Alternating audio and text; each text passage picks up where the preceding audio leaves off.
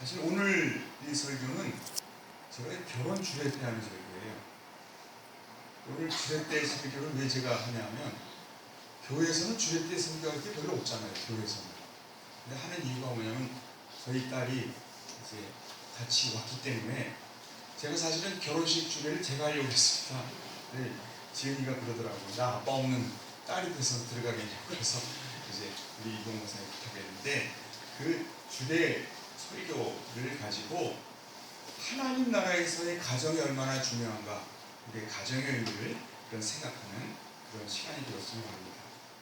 먼저 한번 따라서 성경은 인생의 무슨 설명서다? 여러분, 성경은요, 여러분들 인생을 위해서 주신 하나님의 사용 설명서임을 기억하시길 바랍니다. 여러분, 물론 그냥 적당한 기계들은 사용 설명서 몰라도 되지만, 그런 정밀한 기계, 정말 여러분들에게 정말 중요한 기계는 사용 설명서가 중요해요? 중요하지 않아요? 굉장히 중요합니다. 사용 설명서 안 읽고 있다가 낭패 보는 경우가 있어요? 없어요? 있습니다. 내가 사용하다가도요, 아, 이런 기능이 있었네 하고 새롭게 발견하는 기능들이 얼마나 많은지 몰라요. 저는 이 성경이 저는 그것이라고 생각해요. 하나님이 인간을 이 땅에 태어나게 하고 그냥 놔두는 것이 아니라, 우리에게 인생을 살아갈 때 너희가 어떻게 하면 기쁜 길, 어떻게 하면 좋은 길, 건강한 길로 갈 수 있고, 어떻게 하면 잘못된 길로 갈 수 있는가를 성경 속에 다 써있다, 써있지 않다, 다 써있다는 거예요. 그리고 우리는 자꾸 성경을 읽어야 돼요. 인생의 사용 설명서인 성경을 사랑하고 가까이 하는 여러분들 되시길 주님으로 축원드립니다. 그러면서 특별히 저는 여러분, 성경에 나오는 가정에 대한 이야기를, 세상 사람들도 많은 가정의 얘기를 하죠. 결혼 주례를 가보면 주례사가 자기 그 삶 속에 있는 가정의 얘기를 합니다. 근데 여러분, 가정은요, 누가 만드신 거예요? 하나님이 친히 만드신 공동체. 여러분, 이 세상에는 무슨 기업체도 있고 연구소도 있고 수많은 모임들이 있습니다. 그러나 그 모임은 다 인간이 만든 인위적인 모임이에요. 그러나 성경에 나오는 하나님이 친히 만드신 조직이 두 개가 있는데, 하나는 가정과 두 번째는 뭐죠? 교회라는 거예요. 여러분, 가정과 교회는 또 떨어진 것이 아닙니다. 교회는 알고 보면, 교회는 영적인 가정이다. 그렇죠? 육신적인 가정을 넘어 영적인 가정의 의미를 갖고 있다는 거예요. 여러분, 하나님이 친히 세우신 그 가정을 더욱더 사랑하는 아름다운 성도들이 되시길 주님의 이름으로 축원드립니다. 창세기 1장 2장과 그 요한계시록 21장 22장 처음과 마지막의 두 장은 하나님 나라에 대한 얘기로 꽉 차 있어요. 그리고 우리가 바라봐야 하나님 나라, 이상적인 나라가 무엇인지를 바로 그 두 장을 얘기하고 있는데, 그럼 재밌게도 창조에 관한 창세기 1장과 2장에 있는 내용들의 마지막의 내용이 뭐냐면, 하나님의 모든 것을 지으시면서 보시기에 좋았더라, 좋았더라, 다음엔 어떻게 좋았더라? 심히 좋았더라 하시는 그 과정 속에 마지막으로 만들어지는 가정 모습이 뭐예요? 가정이라는 거예요. 오늘 말씀 우리가 읽은 부분에 보면 창세기 2장 몇 절입니까? 우리 18절부터 이렇게 얘기하고 있죠. 아담이 혼자 사는 것이 좋지 못하니 내가 그를 위하여 어떤 배필을 준비하리라? 돕는 배필. 여러분, 이 돕는이라는 단어가 바로 성령의 은혜, 성령을 얘기하는 헬퍼, 돕는 자라는 뜻이 바로 여기입니다. 보혜사 성령이라는 분도 바로 우리를 돕는 분이에요. 이 광야 같은 세상에 우리가 살아갈 때 우리를 돕는, 마찬가지로 아담을 창조하신 후 혼자 독처하는 것이 안 좋으니까 돕는 배필을 만드시자 얘기하고 있다는 거예요. 마가복음 10장 6절 우리 함께 읽을까요? 마가복음 10장 6절 우리 함께 읽습니다. 창조 때부터 사람을 남자와 여자로 지으셨으니 이러므로 사람이 그 부모를 떠나서 그 둘이 한 몸이 될지라.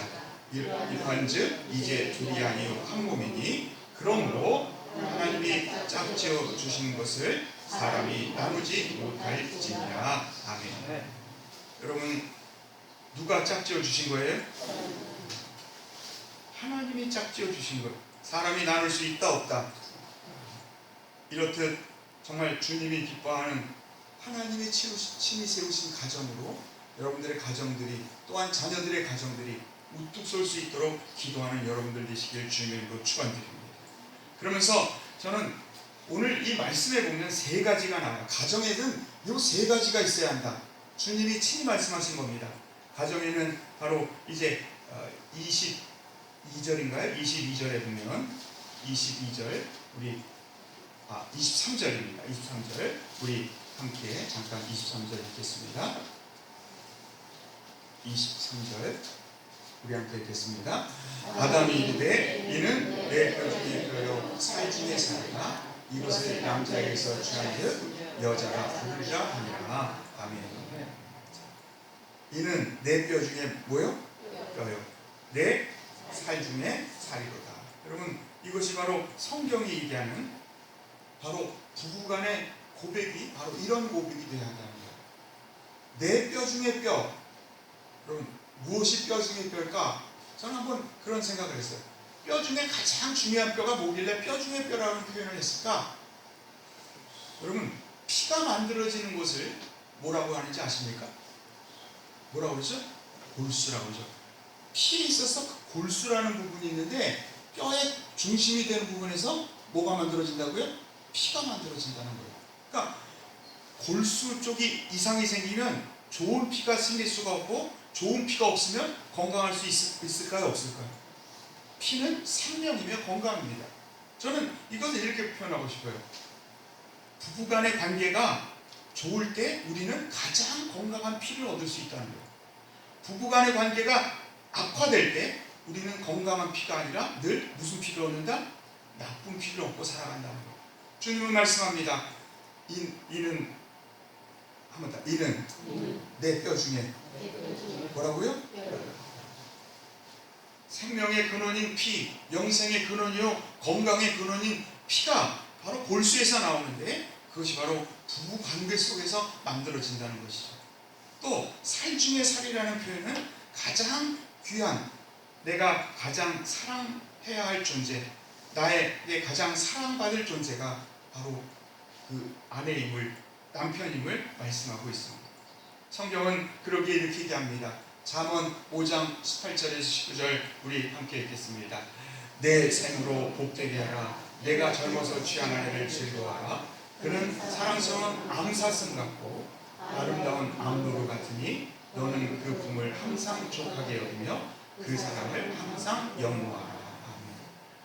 주님은 이 땅에서 우리가 누릴 수 있는 행복 중에 여러분 부부간의 행복이 가장 큰 행복임을 전도서 9장 9절은 이렇게 얘기합니다.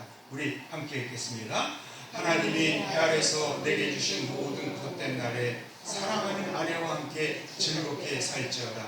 이는 내가 일평생에 해 아래서 수고하고 얻은 분복이니라. 여러분 바로 부부간의 사랑, 그 가정에 이루어지는 그 사랑이 하나님이 이 땅에 우리에게 주신, 우리를 이 땅에 보내신 그 많은 행복 중에 가장 큰 행복임을 성경은 말씀하고 있습니다. 한번 따라하죠. 이는 내 뼈 중에 뭐요? 부부간의 관계가 온전치 못할 때는 좋은 피가 흐를 수가 없어요. 여러분 술, 담배를 하는 것은 우리에게 술, 담배가 독을 준다는 거 너무 잘 아시죠? 근데 이런 건 모르세요. 원망과 불평을 내가 품고 있으면 그게 나에게 독이 될까요? 그게 나에게 선이 될까요? 독이죠. 여러분 술, 담배 하는 것보다 더 문제는 내 마음속에 원망과 불평을 갖고 살아가는 것, 그것이 독인 것입니다. 그래서 행복하다는 생각보다 감사하다는 생각이 우리를 더 행복하게 한다는 걸 아십니까? 한번 실험해 보세요. 아, 내가 행복하다. 그건 어떤 조건이 무너지면 그 행복은 다 무너집니다. 그러나 여러분, 내가 누군가를 향해 감사하다는 그 마음을 가지면요, 내 마음속에 큰 여울이 생기면서 나를 더 깊은 감동으로, 행복으로, 더 긴 시간이 긴 행복으로 나를 인도한다는 사실이에요. 우리가 왜 하나님께 감사해야 합니까? 범사에 감사하라, 항상 기뻐하라 하셨어요. 그 이유가 뭐냐면 하나님이 그 감사를 받아서 좋아서가 아니라 하나님이 인간을 만들어 놓고 인간이 가장 행복하게 사는 것은 하나님께 못하는 삶? 감사하는 삶입니다. 마찬가지로 여러분, 술, 담배보다 더 나쁜 것이 원망과 불평이라면 그것보다 더 나쁜 것이 부부간의 원망과 불평 속에 살아간다는 것. 여러분, 그게 좋은 피를 만들까요? 나쁜 피를 만들까요? 나쁜 피를 만든다는 거예요. 나 스스로가 독을 마시면서 살아간다는 거예요. 여러분, 주님이 주신 이 내 뼈 중에 뼈요 살 중에 살이라는 아름다운 고백이 여러분들의 매일매일의 고백이 되시길 주님의 이름으로 축원드립니다. 난 신혼이 아니니까 이런 고백할 일 없지. 자, 여러분, 두 번째, 성경에 보면 두 번째 이렇게 얘기하고 있어요. 우리 그 다음 절 우리 함께 읽겠습니다. 24절입니다. 24절 우리 함께 했습니다. 이러므로 남자가 부모를 떠나 그의 아내와 합하여 둘이 무슨 몸을? 한 몸을 이룰지어다. 제가 늘 결혼 주례 때 강조하는 것이 이거였어요. 남자가 누구를 떠나? 결혼하면 여러분 부모를 어떻게 해야 된다고요? 남자나 여자나 마찬가지입니다. 요즘은 마마보이들이 많아요, 적어요. 그러니까 결혼하고도 부모를 못 떠나는 경우가 많아요. 여러분, 이건 성경적이지 않습니다. 성경은 결혼을 시키면 남자든 여자든 어떻게 해야 돼요? 떠나보내는 거예요. 모든 결정권은 누가 한다? 그 부부가 하도록, 그렇게 그게 가정, 하나님이 기뻐하는 가정의 모습이라는 거예요. 여러분, 정말 우리가 우리 자녀들을 위해 늘 기도로 최선을 다해줘야 되지만, 여러분, 부모를 떠나 그 가정이 하나님이 기뻐하는 아름다운 가정으로 설 수 있도록 기도하는 여러분들 되시길 주님의 이름으로 축원드립니다. 근데 특별히 이 말이 있어요. 한 몸을 이룰지로다. 성경에 4번 나오는, 유일하게 4번 나오는 단어가 바로 이 구절입니다. 부부는 둘이 무슨 몸을 이루라? 한 몸을 이루라. 한 몸을 이루라. 얼마 전에 제가 이 묵상을 한번 했어요. 한 몸이 된다는 것. 성부, 성자, 성령, 삼위일체 하나님의 한 몸이 된 우리 부부가 한 몸이 된다는 말은 무슨 의미를 갖고 있을까? 근데 여러분, 오해하는 사람들이 있어요. 한 몸이 된다고 그래가지고 무조건 생각이 하나 되고 모든 것이 하나 되라는 뜻이 아닙니다. 한 몸이 되는 것과 하나가 되는 것은 조금 차이가 있어요. 몸과 지체의 원리라는 겁니다. 몸은 하나이지만 지체는 몇 가지죠? 지체는 몇 가지죠? 손, 발, 손가락, 눈, 귀, 그런 걸 따지면 수백 가지, 수천 가지가 넘을 수 있어요. 여러분, 몸과 지체의 원리 속에 우리가 한 몸의 의미를 가져야 한다는 겁니다. 한 몸이란 말은 무조건 하나 되라는 강압이 아닙니다. 여러분, 부부가 그렇게 모든 생각이나 모든 것이 하나가 될 수 있어요, 없어요? 살아보신 과정 속에 변호사님 될 수 있어요, 없어요? 절대로 안 되죠. 네? 화성과 금성이라는 얘기할 정도입니다. 자라온 환경도 틀리고 남자와 여자가 틀린 거예요. 제가 존경하는 이동호 목사님 한 번은 그런 설교를 하시더라고요. 자기 부인이 결혼했는데 도대체 이해가 안 되더래요. 도대체. 이동호 목사님은 굉장히 논리적이시거든요. 그러니까 처음부터 모든 것을 보면 참 논리적으로 모든 것을 하십니다. 근데 부인은 미술, 아마 이 조각계통을 하셨는지 미술계통이니까 직관적인 거예요. 그러니까 모든 일을 할 때 보면요, 뜬금없이 얘기를 한다는 거예요. 뜬금없이.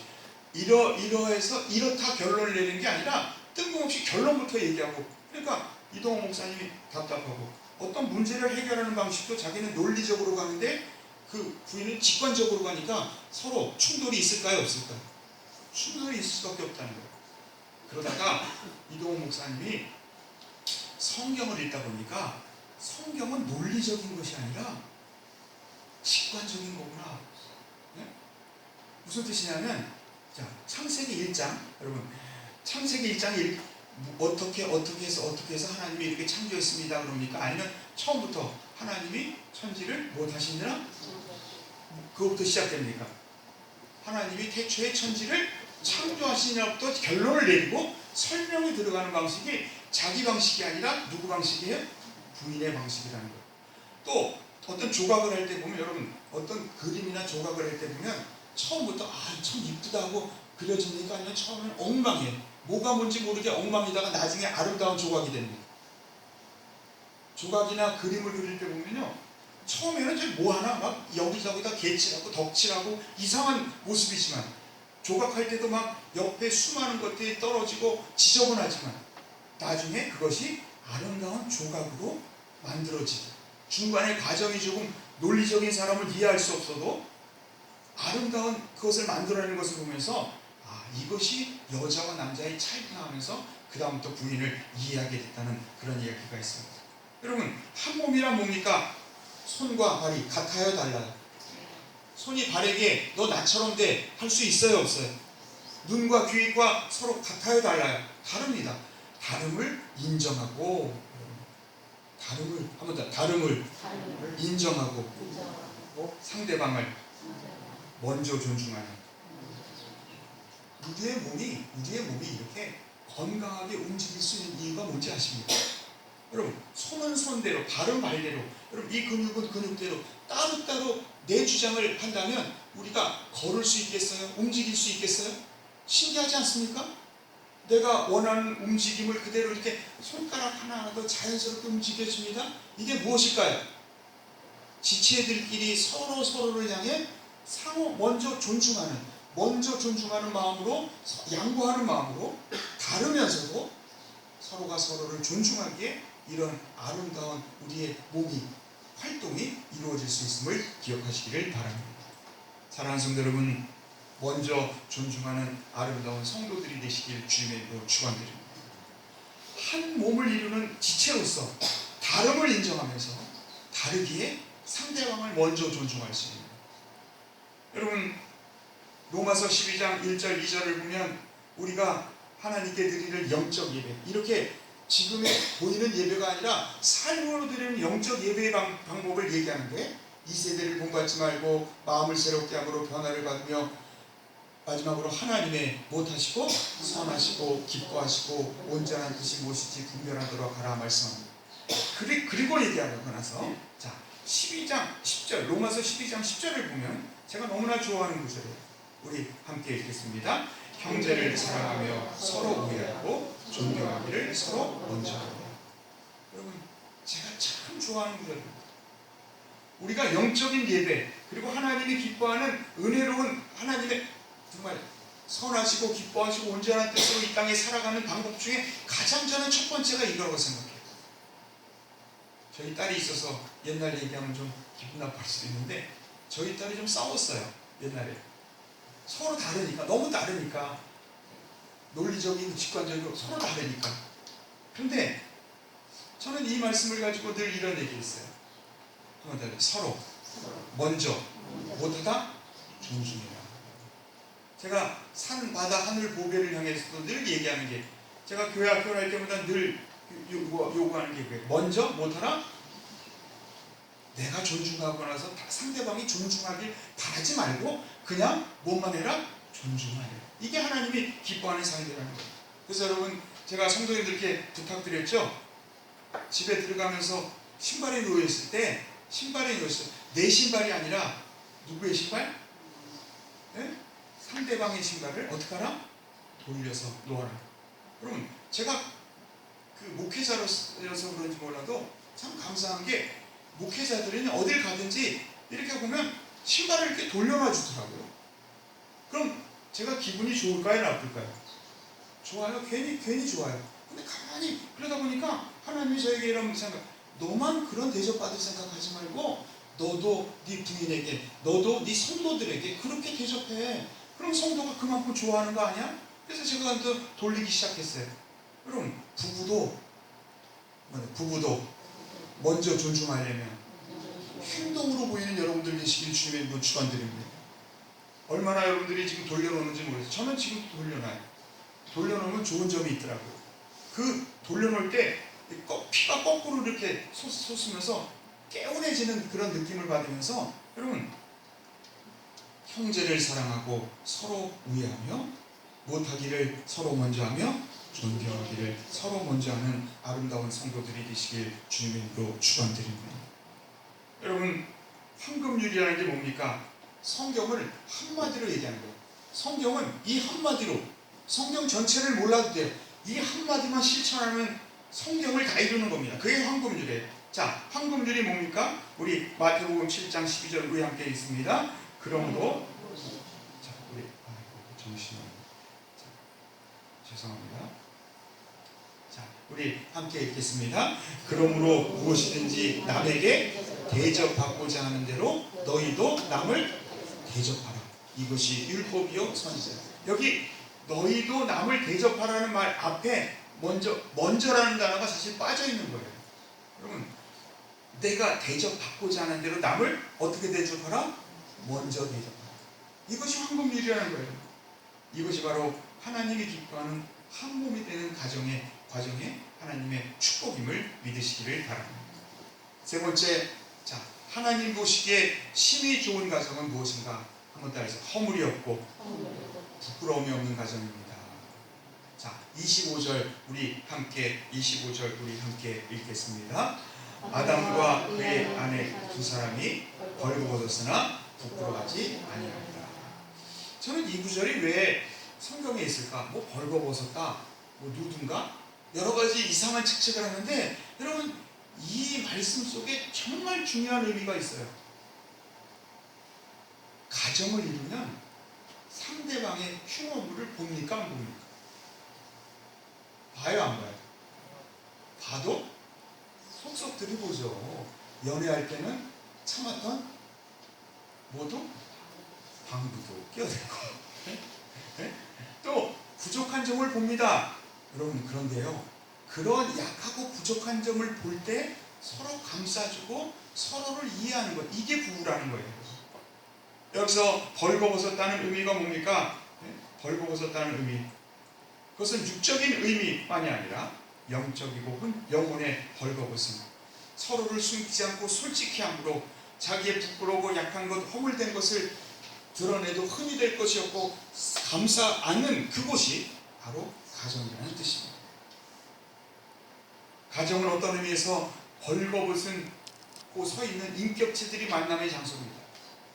하나님이 보시기에 심히 좋았던 이유는 벌거벗었기 때문이 아니라 그 벌거벗은 모습을, 그 약점과 부족한 점을 서로 부끄러워하지 않고 서로를 사랑으로 이해하는 가정이었기에 하나님 보시기에 심히 좋았다는 것을 기억하시기를 바랍니다.